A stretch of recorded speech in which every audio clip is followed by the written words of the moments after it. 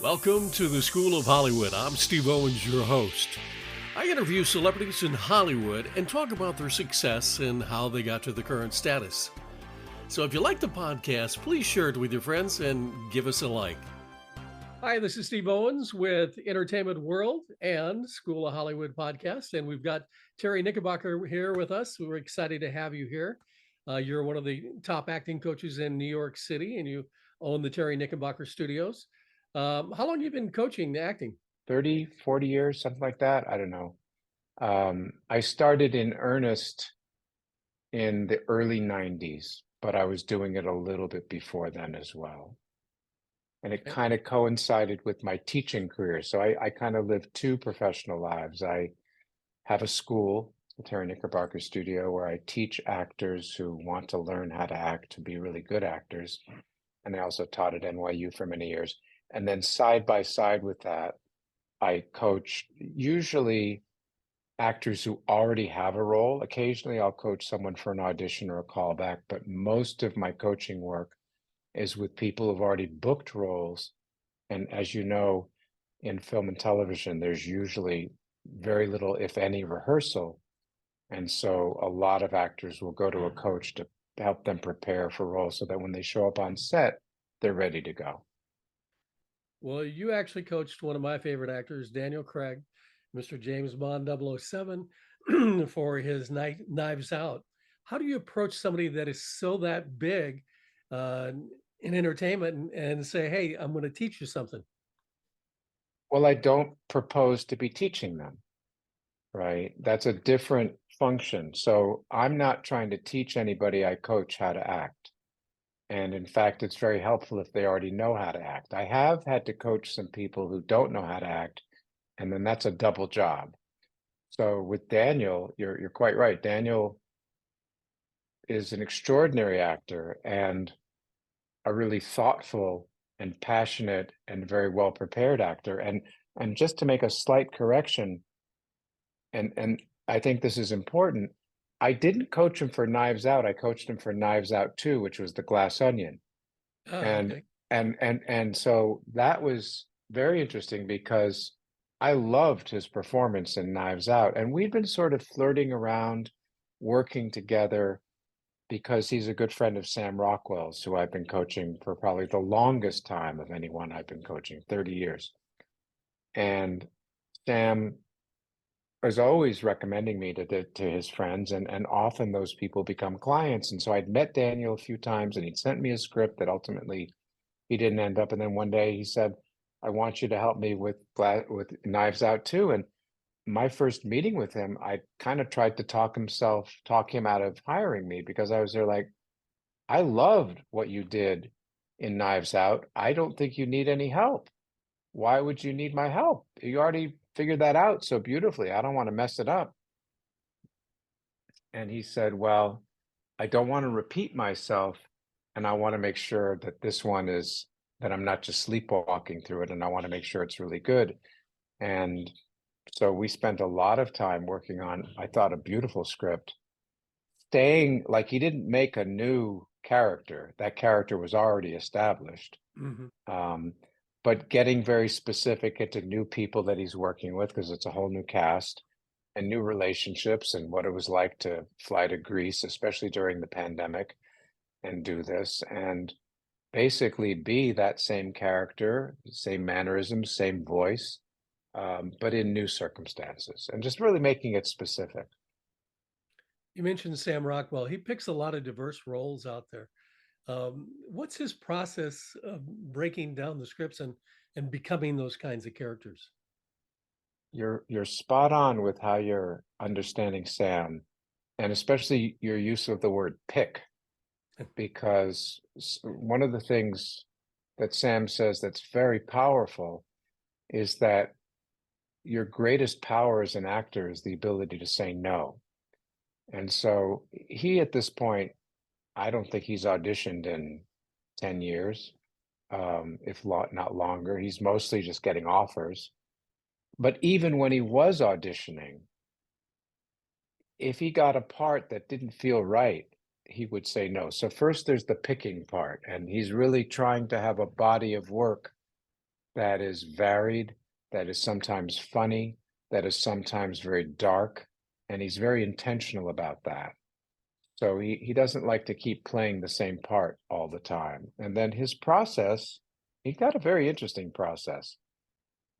His he has an encyclopedic relationship to film, and especially to great films of the 70s and 80s. So his heroes are people like Jack Nicholson, Gene Hackman, Meryl Streep, Diane Keaton, Robert De Niro, Al Pacino, Dustin Hoffman, all those great movie actors. Not just those people, but that's like his sweet spot. And when he reads a role, when he reads a part, and often he'll have me read it as well before he even necessarily says yes. So sometimes we're consulting on like, what's my take on it?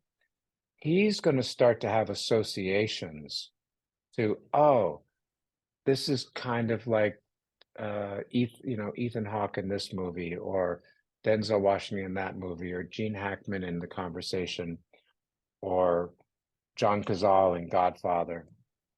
And it starts to become kind of a patchwork quilt, like a chef making a stew of a little bit of that and a little bit of that other one to create this new role. So, for instance, when he played George Bush in Vice,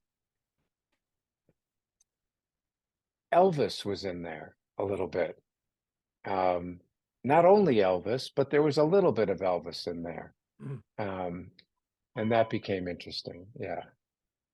Do you find that star actors have a tendency to fall back into their money making role, or is it their own style, like a Julia Roberts, Sandra Bullock, which they pretty much play the same kind of girl next door character in all their roles that they play?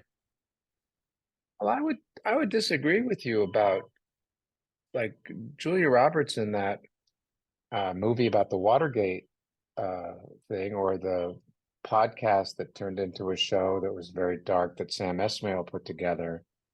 I think she's coming into her stride. I think for a long time, definitely Pretty Woman and like her early roles was kind of this nice, pretty, innocent. I mean, she really was good at that. But now she's really starting to do some very interesting character work and some dark stuff. I mean, I thought her work as Martha Mitchell in that piece about the White House plumbers and Watergate was unbelievable. And Sean Penn as John Mitchell. I mean, the prosthetics alone were crazy, but like I Yeah. thought she surprised me. So I wanted to stand up for Julia Roberts because I was never a huge Julia Roberts fan, and now I'm there like I can't wait to see what she does next because she's starting to put together some very rich and provocative work. Fall back on their money rolls. Tell me one more what you mean about that, Steve. So, for example, an actor is done very successful as a series regular, and they have a certain character that they play, and then they have a hard time auditioning for anything else other than just that character that they've latched onto for so many Yeah, years. yeah. Well, yeah. So I think that's at least partly about the business and how the business doesn't always have the imagination. Like we tend to go with what we know. So when James Gandolfini did The Sopranos for 7 years, all the parts he was being offered were to play gangsters. And to his credit, he said no to most of those because he doesn't want to be put in a box. I think the fun of being an actor is that you get this opportunity to play all these different parts. I mean, to me, creative death would be playing the same part for 20 years. You'd have a lot of money, but where's all the cool stuff you get to do? It's like, when you're in a repertory company, which we don't really have anymore, but back in the day, all the regional theaters were companies, and you'd play 5 or 6 different parts in a season. And that's how you get to be a good actor, is by playing all these different parts. So you sometimes have to push it. Look at what Matthew McConaughey did. He did all those rom-coms. And then at a certain point, he said, I'm pivoting.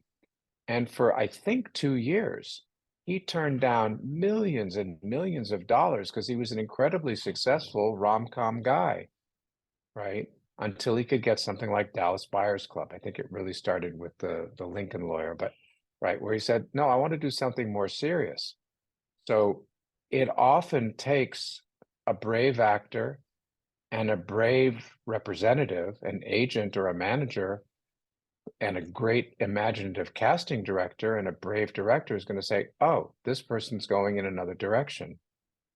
That seems like a big risk. I don't even know if the audience will come around, and I don't even know if the actor can do that. Who thought that after all those rom-coms, those basically fluffy, lightweight things that Matthew McConaughey did and did very well, that he was going to do Dallas Buyers Club, which of course won him an Oscar. I mean, like, that's cool. So you do have to be willing to get out of the box. Hopefully you do that because you want to act and you want to do all kinds of parts.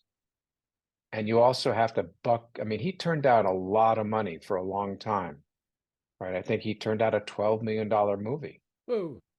Yeah, which would be tempting. $12 million is nice. But he's saying Exactly. no. But he was saying, and he had a family, but he's saying, hey, no, my art is going in another direction. This is who I want to be. And he was very clear about that. In Los Angeles, we really don't have the plays like you guys do in New York.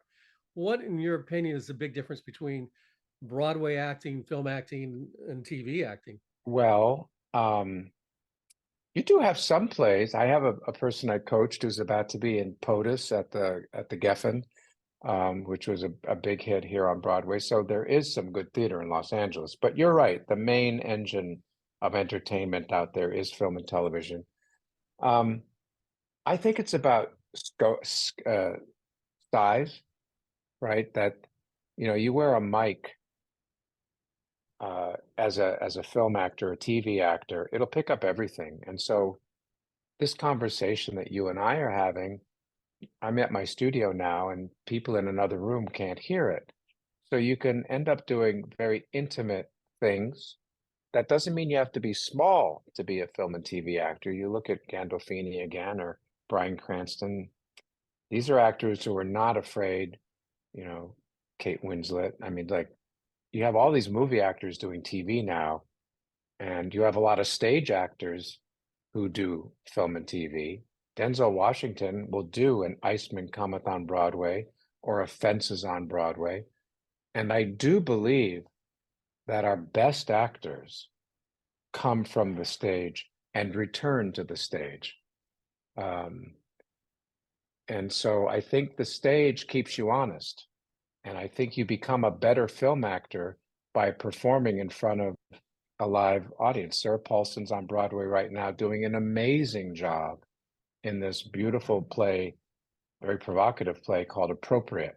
I'm pretty sure she's going to win the Tony. It's just a masterful performance. Well, Sarah Paulson is an amazing film and TV actress, but being on Broadway every night, Denzel doing Fences every night, right? When Frances McDormand uh, did Three Billboards Outside Ebbing, Missouri, which she won the Oscar for, and Sam Rockwell won Best Supporting Actor. She had just played Lady Macbeth, which she later did the film of for Apple TV with Denzel. She did in San Francisco. Denzel wasn't in that. She said that working on Lady Macbeth made doing the mother that she played in Three Billboards like a walk in the park. It was like doing heavy weightlifting. So that when she came to that movie, which is an amazing movie with a script by Martin McDonagh and written by Martin McDonagh and directed by him, it was like I'd already done the reps. So I think it's about size. I think it sets actors up who do theater to do really powerful film and television. But you can't, if they're doing your close up and your behavior is meant to like be to the second balcony and you've got very interesting behavior in your foot, which works on stage, that camera's not going to see it. So you really have to understand the frame and the size of things. But the truth, I don't coach. I've coached Sam on 3 Broadway shows and a couple of shows at Williamstown here up in Massachusetts. We don't coach any differently for that and for the 100+ movies and TV shows that I've coached him for. There's no different process. It's just when he's on stage versus when he's in front of the camera, how it comes out is a little bit different, but the actual work itself is identical. Do you have any advice for actors on doing Zoom auditions? Get used to it. It's so weird. I mean, as we know, the pandemic basically let almost all casting offices let go of their lease. And there are occasionally, I coached two actors recently who had in-person auditions for a new Noah Baumbach film that they wanted to do with a casting director in an office. And that's the benefit of what used to be, which is that you'd get adjustments. So if you brought something in and you'd go into, some casting director's office, and if it was off, they'd say, well, let's do it again. You're doing this guy too friendly. This guy's actually a little bit meaner than that. You go, oh, okay, and then you could do it again. When you do a self-tape, Zoom is interesting because Zoom is also live, right? And you can work to the camera. The trick is, like, if I was doing a Zoom audition with you, right now I'm looking at your face, but the camera's not going to see me doing what it needs to do. So when you do a Zoom audition, you need to look at the green light that I have here on my monitor. I see you out of the corner of my eye, but for me to really come across, I have to look at that green light. So that's a little bit weird. What most actors are doing is not a Zoom audition. Most of them are doing self-tapes. So they'll get some sides. They'll say, please submit, slate it, and it has to be submitted by Tuesday. And then you have to put it on tape. The advantage to that is that you can do as many takes as you want. You can get someone to be your reader instead of being stuck with the reader they might have had at the casting office, which might be someone helpful and might be someone who's bored, which makes it a little harder to do your work. So you get to do it 100 times. I wouldn't say stress out about it because you don't want to let perfection be the enemy of the good, Mhm. but it gives you a chance if you flub a line or if you don't like how it came out to do it again. But as I say, the disadvantage is, and you need good equipment. That's a weird thing. Actors never used to have to think about that. What's my backdrop? What's my mic? Do I have my ring light? So you have to get good at being your own, tech person as well. But it's all practice. Somebody wants to join your company. What's the process that they have to go through? Firstborn child? No. Well, thank you for asking. Every acting studio uh, has their own niche and what they do. A lot of people, for instance, in LA focus very much on the business. So you'll have like comedy classes there or on camera classes or how to book an audition classes, and those are all useful. I like to think of my studio as an affordable alternative to a top level MFA program. So so we offer conservatory training, and it's a long process. It's a 2-year process for the most part. We also do some shorter, like intensives, like we have a 6-week summer intensive or a 9-week fall or a spring intensive. But as someone who taught at NYU for many years, which has a wonderful program, and I'm a graduate of NYU, I think that longer conservatory, like that's who you're going to be auditioning against. You're going to be auditioning against people who went to Yale and Juilliard and NYU, which are and USC, some of the best schools out there. And that's a 2 to 4 year experience. So a lot of acting schools, you can just go online, fill out an application, give them your credit card, and you're in class. That's not how we do it. Because having my name on the studio, I want my name to mean something.